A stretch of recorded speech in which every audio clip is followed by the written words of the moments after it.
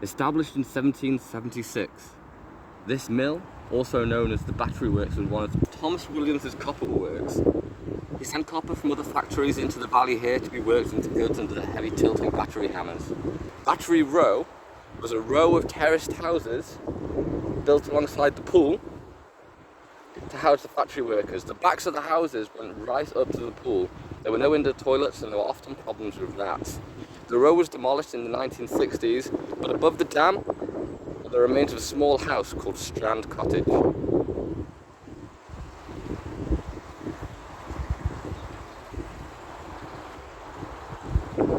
Now that I've broken into the premises, this would have been an old water trough leading directly from the reservoir on the other side. So the water would flow in here, attached there, all the way across would have been a big axle for a wheel to spin on, and concentrically mounted on that wheel would have been a large hammer that they used for forging.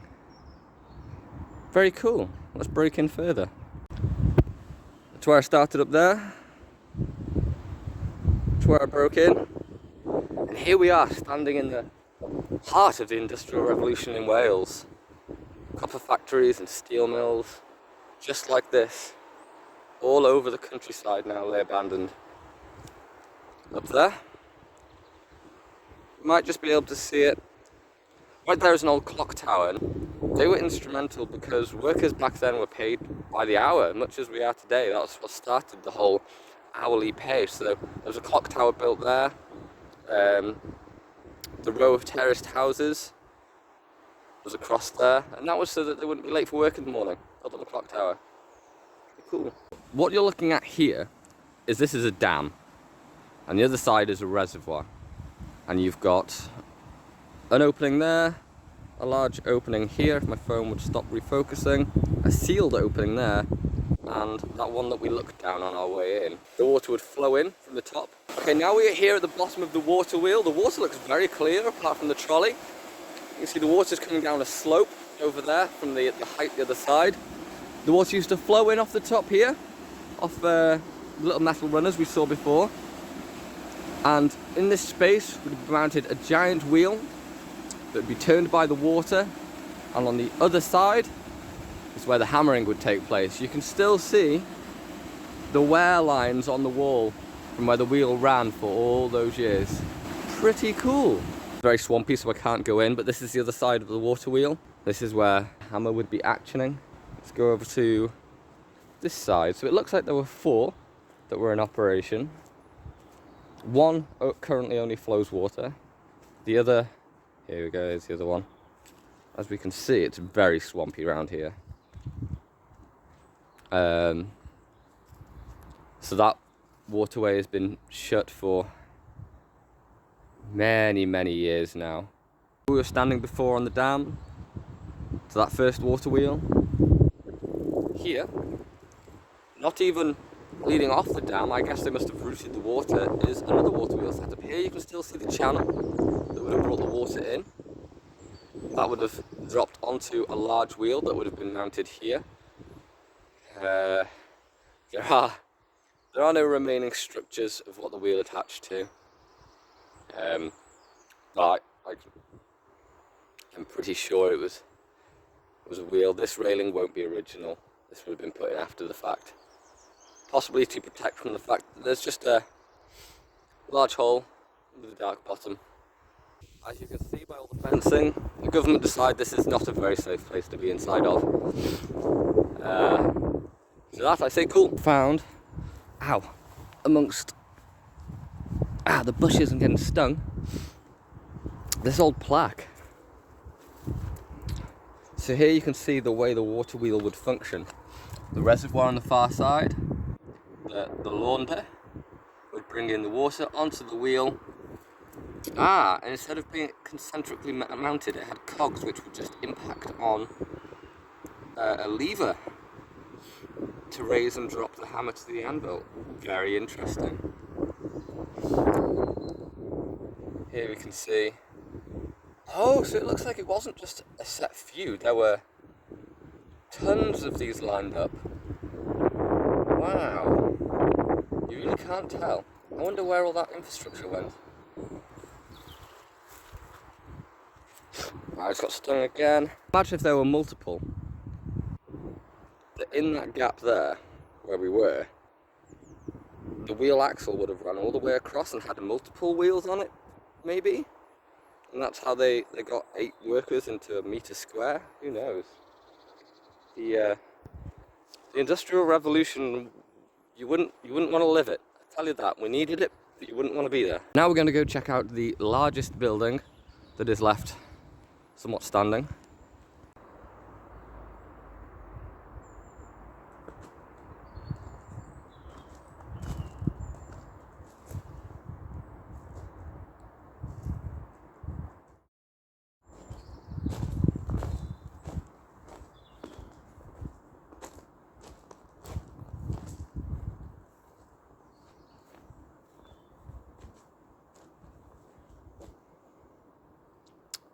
I wish I knew.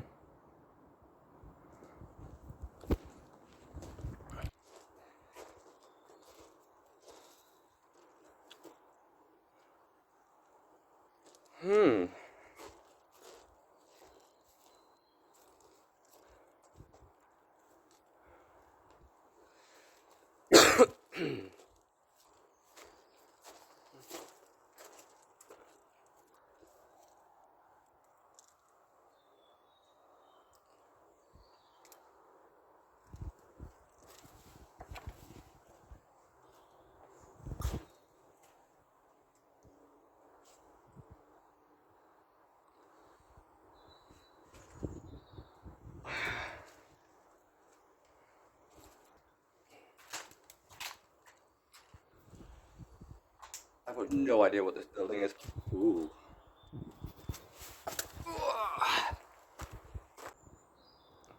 I guess that's why they don't want you coming in here.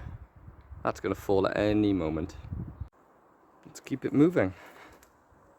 This is the other side of that building. I have no idea what it's for. Finishing lines, storage. Who knows? And all these archways that's been filled in over the years as well, as the needs of the building changed. Ouch.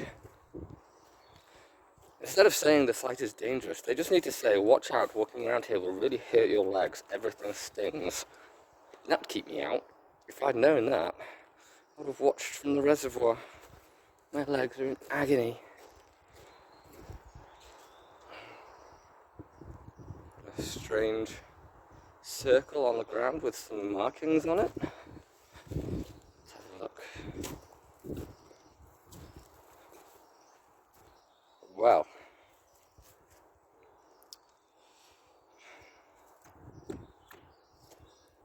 It's got a metal sleeve and a concrete top, so I assume it's a cap of some sort. I'm believing it's sealing something. Ah, my ankles. Oh, everything here just hurts. After climbing back out and dropping my phone back down that, let's have a look at the battery pool. The battery pool is 90% weeds. It is just absolutely overgrown. Do not be fooled. That is still ridiculously deep. And we have this. It's like modern dams. This is a spillway. If the water level was to reach a point where it overflows, it's an emergency bypass, and it's what's being used permanently now. It drops about halfway down and then it dips into that side via a bunch of channels. I was kind of hoping it would go all the way down.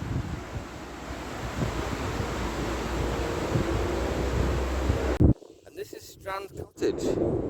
This is your bog standard domicile from circa 1700. Nice spacious entryway into a multi-function living, kitchen, dining room experience. There is no bathroom. It was not even shared. There just wasn't one. So now we'll walk further into the shared kitchen, living, dining space. I mean, it's spacious. I'm sure with the roof, it'd function. 2 windows overlooking where you work. Lovely. And this one positions, well, the trees are covering the top clock tower, but yes. So that's all well and good, but you're probably wondering, where did the water go once it was done there? Can't just disappear into the ground. Let's walk a little bit further. There it is. We still make out the clock face, even though there is not a clock face. We turn around, we have this interesting thing. I don't actually know what this is. It's a whole naughty TikTokers. As we stealth through the tree walk to our destination, we peer through the brush. That is another reservoir. So we're actually on the hillside descending down into the coast. So I started off on the highest part. It dropped down 1 level to that initial reservoir where rainwater and groundwater collected, then flowed through the foundry, flowed out of the foundry into this larger reservoir here. Just bumped into some lovely people out there on a lovely walk this Sunday afternoon. Ooh. Look at all that now. Is that algae or is that frogwort? Thin ice in winter, dense weeds under surface, leptospirosis. Ooh, all the fun stuff in here.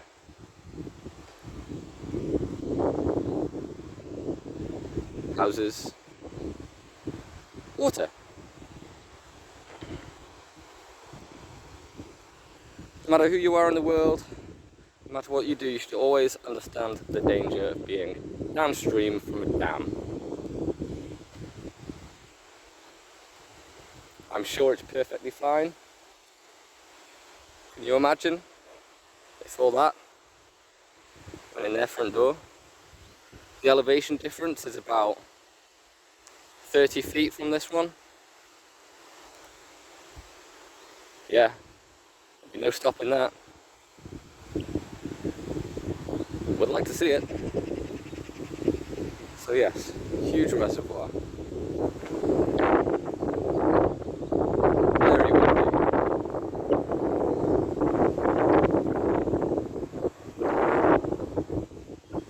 A very interesting design of that. It's rolled. Wonder what that was.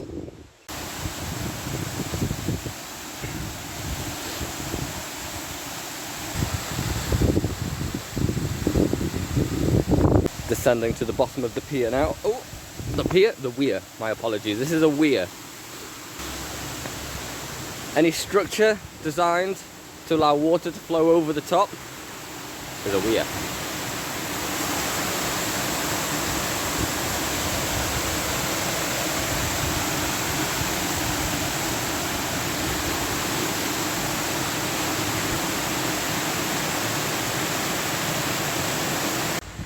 This was the site of the Greenfield Copper and Brass Company Rolling and Hammer Mill.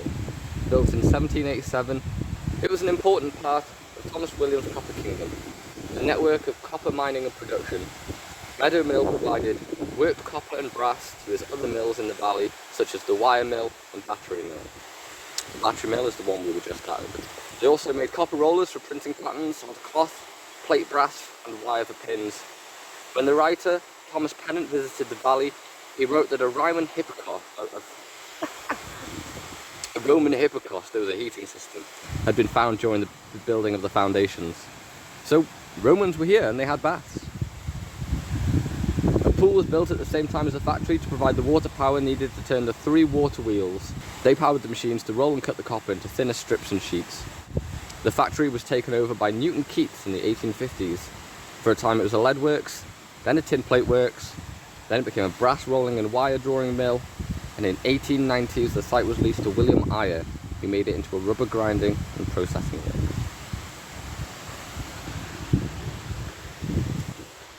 Only slightly further on, we can finally see, I think this is the last reservoir.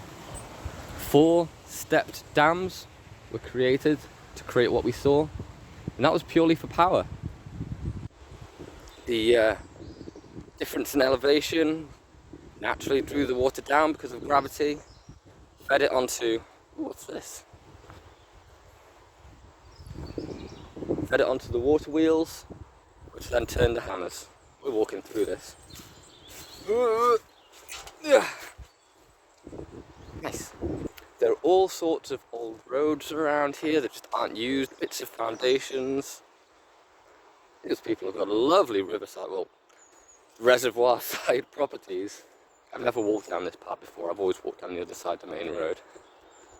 Because I'm an uncouth youth. We don't like nature, we don't like history. We don't like knowledge. Girls and parties, brr.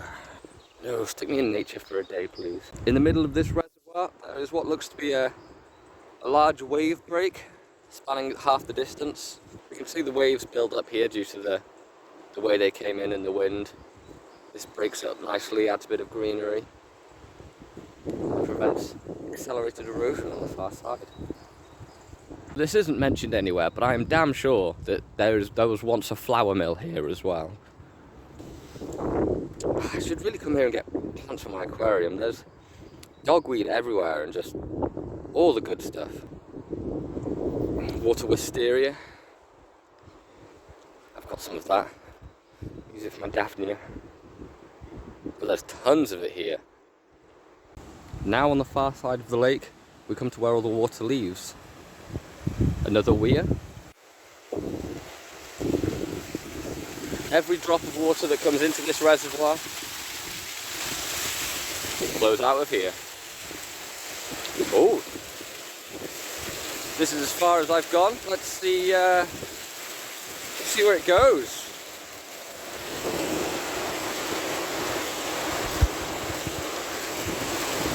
Woo! That looks fun. Nice. And here is an excellent example of an earthen embankment dam. Earthen embankment, as it sounds, is earth made into an embankment, sloped to withstand the pressure of water. The pressure of water on a flat face, say like the edge of a dam, is incredible. You wouldn't even imagine. It's ridiculous. The amount of downwards force is one thing, but as it's pushing down, it's pushing outwards against all this. Earthen dams have failed in the past, but this looks very substantial. I guarantee there will be some reinforcements. But that's if you see a dam that's made just of earth in a pile, it's called an earthen embankment. Thank you for your engineering. Let's see if we can find this water again. Further on, I wish I knew. I wish I knew what all this was. Huge tie rod in the building there, not too sure why. A few steps further on, built in the space of 10 weeks in the summer of 1785, this was the third of 4 mills built by the Cotton Twist Company, started by John Smalley and Peter Atherton in the 1770s. Atherton and Smalley had been partners with Richard Arkwright, the inventor of the spinning frame, a revolutionary piece of machinery for textile manufacture. Smalley installed it in his new mills here and made it work more efficiently than it had before. This mill had 6 stories and many windows to light the large machine rooms. These spinning machines were turned by a large water wheel, 18 foot high, which would have been mounted here. It's got that sort of cavity there that's familiar. It looks more modern than the other buildings, so there aren't any large stones for the water wheel to mount to. It was alright to just go into steel plates onto the brick. I imagine the large tie rod there was to prevent any torque applying from the wheel. Oh no, hold up, you can see the brick section. Oh yeah, right down there is a brick section where the centre of the water wheel axle would have been mounted, so it was lower than I assumed. So water would have flowed in across that to power the spinning machines. As we can see from this, nothing has changed in hundreds of years. That is still exactly there as it is there, wicking away.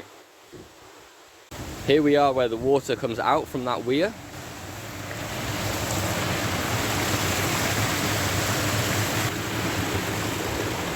Here we are now amongst the buildings of the old cotton mill.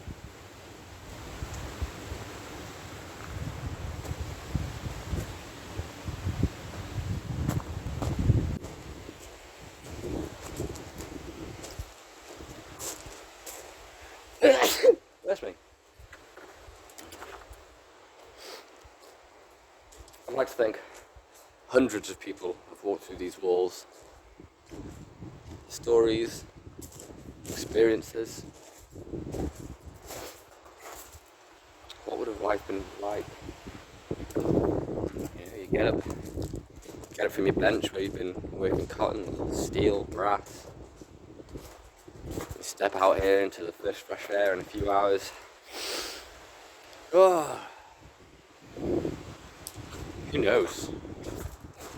There are large pieces of machinery still laying around. Well, these are obviously axles. And that would have been a belt drum or a flywheel. The bearing still moves. In all its years of service, whatever this thing went through, bearings still move. Are there any more bearings I can twiddle?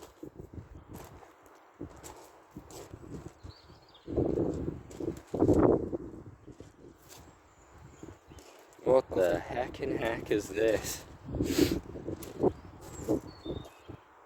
So it looks like you'd fixture something in place on these jaws. This looks like a contact surface, so I assume that would move out. I've got no idea.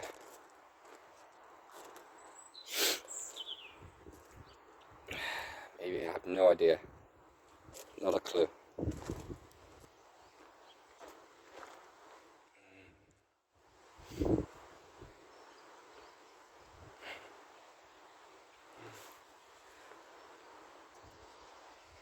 By the looks of these, looks like there was a cart or something that would sit on that.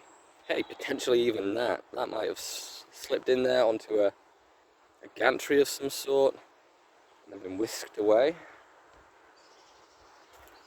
Oh, actually the wheels on that. Oh no, they do have grooves. They would fit in there. Yes, that's probably what that was. That would sit in there. It's full of concrete right now, stop people scrapping it. Yes, people will steal old stuff like this, try scrap it back for value. This in here looks like another carriage. And this, I have no idea. No, I'm gonna make a wild assumption. It's got a tap off it. It looks like it had an old pressure gauge there. Large driving wheel. This looked like it would have been brake system, belt driven. I think it was a mixer. As silly as this sounds, I believe that something was fed into the top. It was driven via belts, and this mechanism on the bottom would allow you to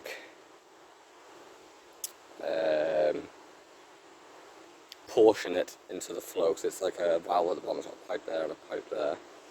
So I believe with a good old yank of that, you'd be able to open and close it a bit to allow flow in or out. I have no idea, just an assumption. Oh, this is lovely.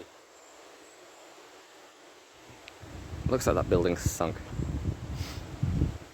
This isn't very deep. There's some of that water wisteria. Some dogweed. I should really take some of that home. Very interesting. I have no idea about that.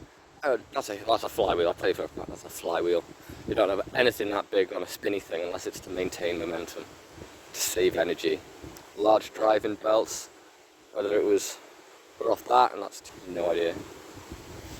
And again, another little weir. I love weirs. They can be super dangerous though.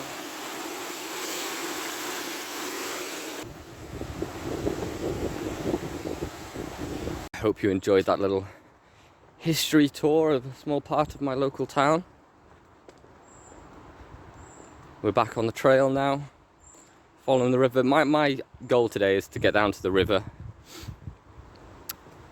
To go down to the estuary, take a walk along to the next town over, and then walk back up the hills. We've got another little weir down there. Can I zoom? I can't zoom. Another little weir, just there. So the purpose of weirs in rivers like this can be for two reasons. So it's either to maintain the water level upstream to prevent too much flowing down all at once, usually very much the case in man-made installations such as this, or it can actually be to control the water level downstream, depending on how you set it up, or how much water it's holding back or letting through. So if somewhere downstream is experiencing often floods, then you can install a weir upstream to reduce the amount of water that gets allowed downstream, but again, that could flood further upstream. We are just being treated today with weir after weir. This is lovely. Whoa. Oh, it's got little steps on the other side.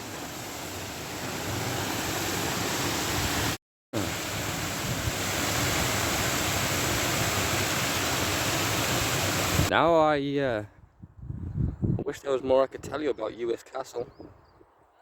I genuinely don't know too much about it. Came here as I was a kid and had quite strong memories. Came here with Dad, Cal, Jess. Hey, yo, someone's lost a boot. Dude, how'd you do that? How'd you go home without a shoe? Man. So this place is ancient. I'm talking, this is classed as an ancient monument in Wales. It is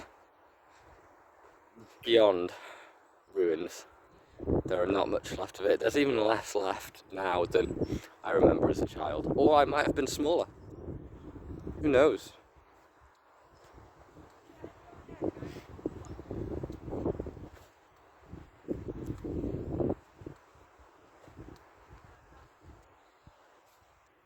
Imagine all of the victories that were celebrated here with grand meals, plans to defend the kingdom, threats from the Irish, the Scotland, the English, the Romans. Who knows what brought this place to its knees? Something did. It all feels kind of very familiar. I'm not exactly sure where it was. But I remember we were laughing because we found a condom on the ground. We were pointing and laughing at it.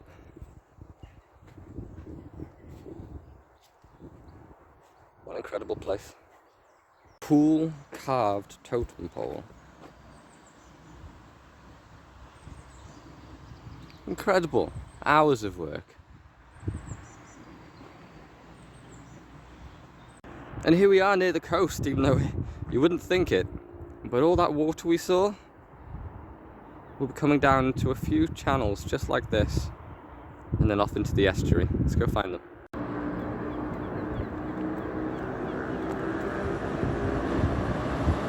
Find my way to the estuary, and I'm in a very industrial zone, but I know the estuary is just the other side of there, so I'm gonna see if I can sneak through some trees or just not have to go onto private property.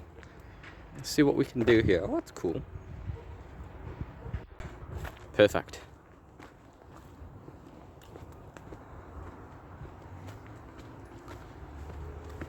Ooh. Ooh.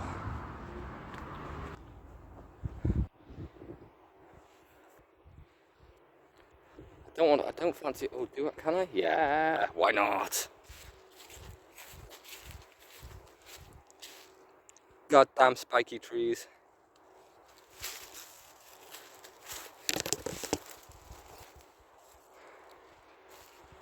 Whew. Cool.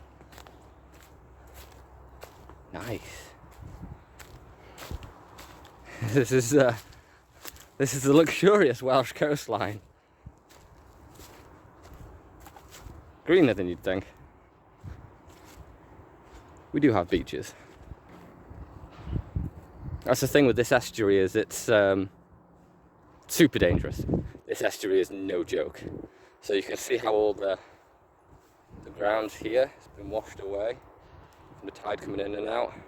Just saturates that sand and it just becomes quicksand. All of these little troughs you can see will be quicksand. That's just, nah. I do want to try to get out there though. Well, hold on. I think I see what we've come here for. I see something that looks like water leading down towards the estuary. And here it is, a small culvert leading to a very small stream down into the estuary. That's what we came here for. We found it.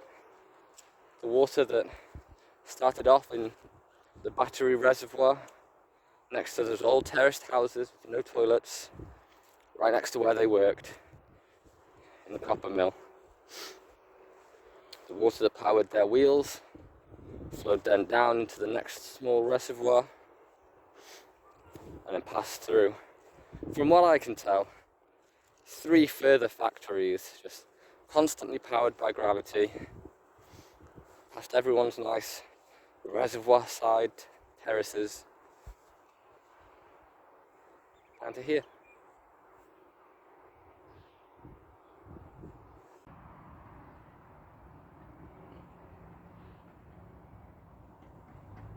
This is more so what we were looking for.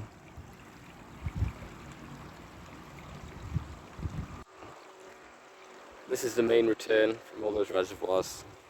You can just see the damage it's done over the years it's been flowing here. Just incredible.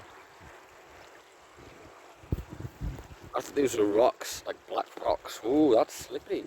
I thought these were black rocks, but no, it's just like some seaweed. I thought they were volcanics, you know, I thought I was in luck. No, this is all dangerously slippy.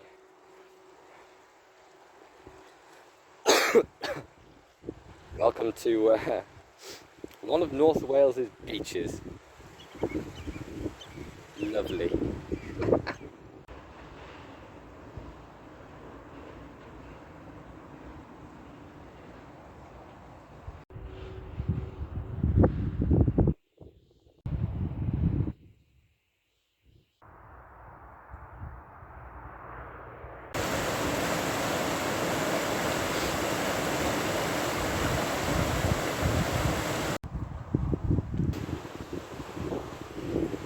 Here's some urban info for you.